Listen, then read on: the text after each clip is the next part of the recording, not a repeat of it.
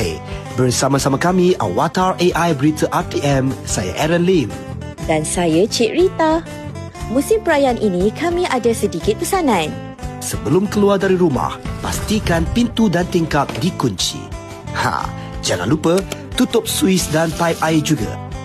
Periksa kenderaan dulu sebelum mulakan perjalanan.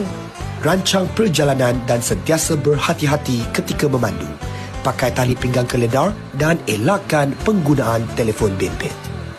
Kalau rasa penat atau mengantuk, rehat sekejap di R&R yang disediakan. Atau berhenti di tempat yang selamat. Pantau juga anak-anak kecil ketika berhari raya. Adik-adik, jangan main mercun. Bahaya. Hari raya memanglah makanan sedap-sedap. Tapi makan kena beringat juga. Kurangkan makanan berlemak dan bergula. Akhir sekali, pada hari raya ini, hargai setiap detik bersama yang tersayang. Pesanan ikhlas daripada kami di RTM, teman setia anda. Selamat Hari Raya Aidilfitri, maaf zahir dan batin. Syukuri Syawal. Syukuri Syawal.